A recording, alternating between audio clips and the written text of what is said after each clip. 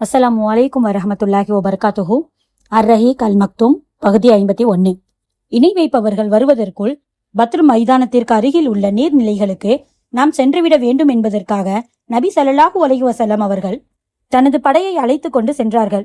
ஏனெனில் அப்போதுதான் அந்த நீர்நிலைகளை எதிரிகள் கைப்பற்ற விடாமல் தடுக்க முடியும்.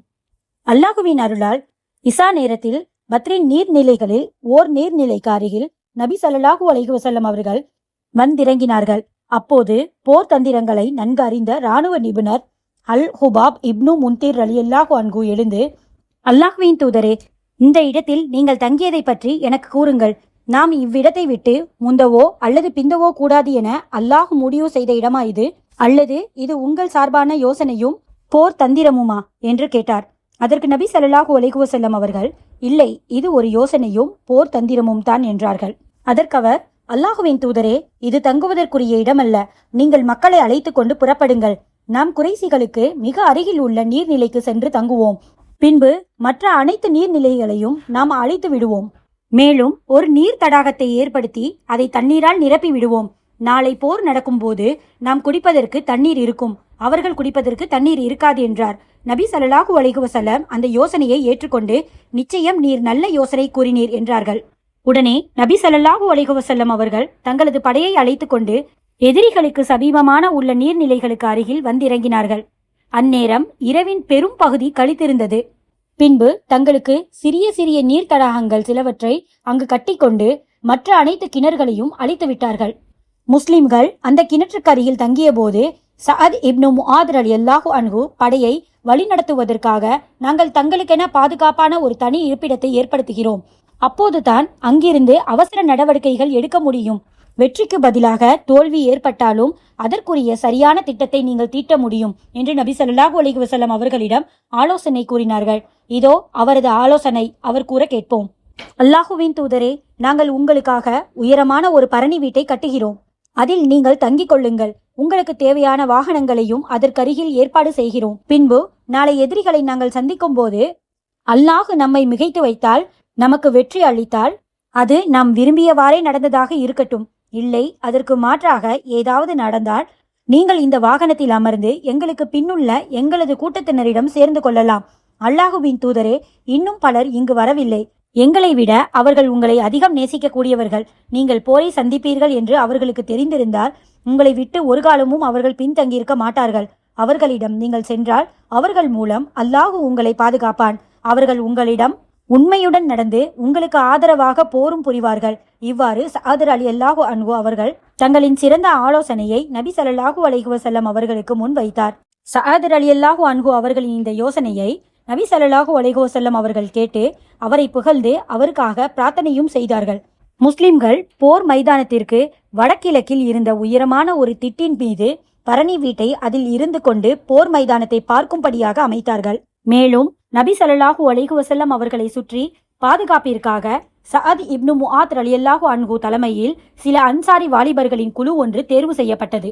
அதன் பின்பு நபி ஸல்லல்லாஹு அலைஹி வஸல்லம் அவர்கள் தனது படையை ஒழுங்குபடுத்தினார்கள். போர் நடக்கக்கூடிய மைதானத்தில் நடந்து சென்று, இன்ஷா அல்லாஹ் நாளை இன்னார் கொல்லப்படும் இடம் இது, இன்ஷா அல்லாஹ் நாளை இன்னார் கொல்லப்படும் இடம் இது என்று தங்களது விரலால் சுட்டிக்காட்டினார்கள். பின்பு நபி ஸல்லல்லாஹு அலைஹி வஸல்லம் அவர்கள் அங்குள்ள ஒரு மரத்தருகில் தொழுதவர்களாக இரவை கழித்தார்கள். முஸ்லிம்களும் மிகுந்த நம்பிக்கையுடனும் மன அமைதியுடனும் காலையில் தங்கள் இறைவனின் நற்செய்திகளை கண்கூடாக பார்த்து கொள்ளலாம் என்ற ஆதரவுடனும் இரவை கழித்தார்கள். நம்பிக்கையாளர்களே, உங்கள் மனம் சாந்தியடைந்தவர்களாக சிறியதொரு நித்திரை உங்களை சூழ்ந்து கொள்ளும்படி இறைவன் செய்ததை நினைத்து பாருங்கள். அன்றி அது சமயம் உங்கள் தேகத்தை நீங்கள் சுத்தப்படுத்திக் கொள்வதற்காகவும் உங்களை விட்டு சைத்தானுடைய அசுத்தத்தை போக்கி விடுவதற்காகவும் உங்கள் உள்ளங்களை பலப்படுத்தி உங்கள் பாதங்களை உறுதிப்படுத்துவதற்காகவும் அவனே வானத்திலிருந்து மழையை பொழியச் செய்தான். அல் குர்ஆன் 8வது அத்தியாயம் 11வது வசனம். அது ஹிஜ்ரி 2 ரமலான் மாதம் பிறை 17 வெள்ளிக்கிழமை இரவாக இருந்தது. இதே மாதம் பிறை 8 அல்லது 12 இந்த படை மதினாவில் இருந்து பத்ரை நோக்கி புறப்பட்டது. குறைசிகள் பத்ர் பள்ளத்தாக்கின் மேற்பகுதியில் தங்களது கூடாரங்களை அமைத்து இரவை கழித்தனர்.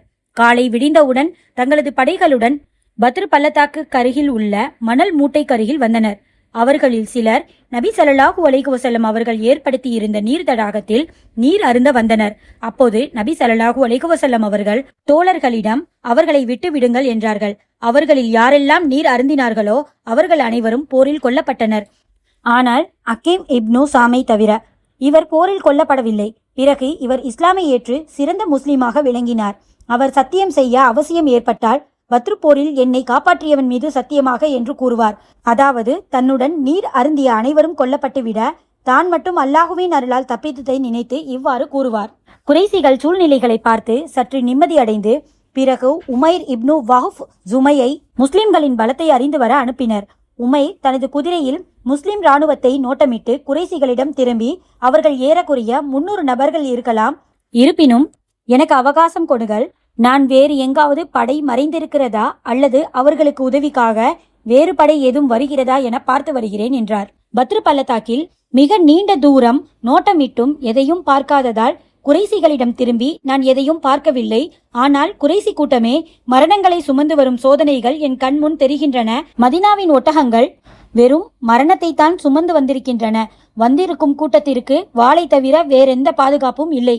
அவர்களில் ஒருவர் கொலை செய்யப்படுவதற்கு முன் உங்களில் ஒருவரை கொலை செய்யாமல் அவர் இருக்க மாட்டார். உங்களில் அவ்வளவு பெரிய எண்ணிக்கைகளை அவர்கள் கொன்றால் அதற்கு பிறகு நீங்கள் வாழ்ந்துதான் என்ன பயன் இருக்கின்றது? எனவே நன்கு யோசித்துக் கொள்ளுங்கள் என்று கூறினார். போர் செய்தே ஆக வேண்டும் என்று பிடிவாதம் பிடிக்கும் அபுஜஹலுக்கு எதிராக கிளர்ச்சி ஏற்பட்டது. அதுதான் சண்டை செய்யாமல் திரும்ப வேண்டும் என்பது.